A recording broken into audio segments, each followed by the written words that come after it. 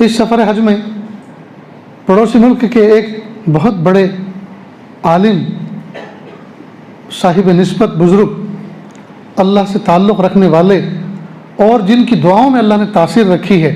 بلکہ وہ دعاؤں کے ذریعے سے امت کے بہت سارے امراض کا علاج کرتے ہیں، علاج بالدعا، ان کے ساتھ ملاقات کا موقع ملا، کچھ وقت ان کے ساتھ گزارا، انہوں نے مجھے الحمدللہ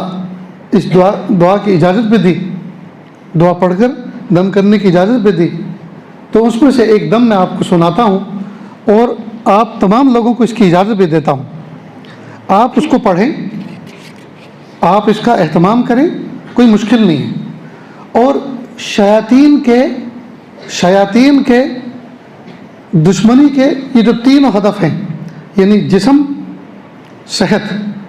کاروبار اور تعلقات، اس کے پڑھنے سے اللہ تعالیٰ تینوں کے اندر اثرات مرتب فرمائیں گے، اور تینوں کے اندر اللہ برکت عطا فرمائیں گے اور حفاظت فرمائیں گے۔ کیا عمل ہے؟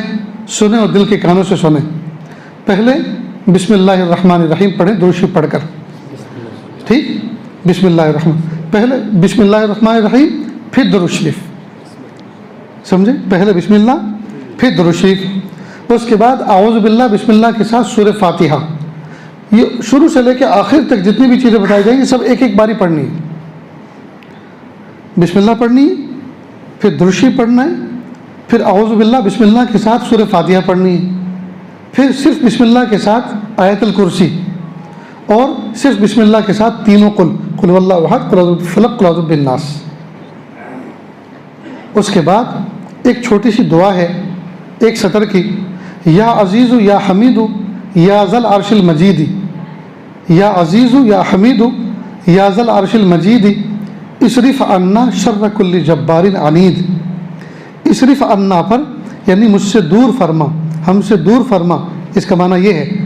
اصرف عنا، یہاں اپنے پرابلم، پریشانیوں کو تصور کرے،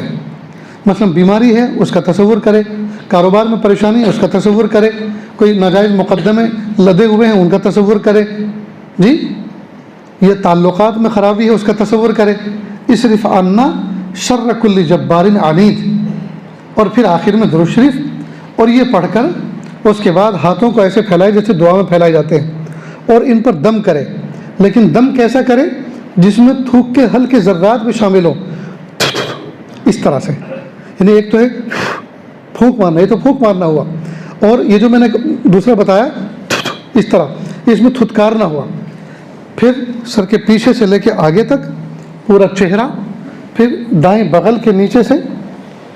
آگے تک، اور اوپر والا حصہ اس طرح سے جیسے کوئی چیز جھاڑتے ہیں، یہ اسی طرح بائیں بغل کے نیچے سے پورے ہاتھ پر، اور اس طرح سے، پھر آگے سینہ، مونڈھے، اور یہ ران سے لے کر گھٹنے کے نیچے اور پنڈلی کے اوپر اور نیچے یہاں تک کہ پنجے تک پہنچ جائیں، دائیں اور بائیں دونوں پیر۔ مغرب بعد یہ عمل کرنا ہے تو پوری رات انشاءاللہ اللہ تعالیٰ تینوں نقصان، یعنی جسم، تعلقات، کاروبار، اللہ تعالیٰ اپنی حفاظت فرمائیں،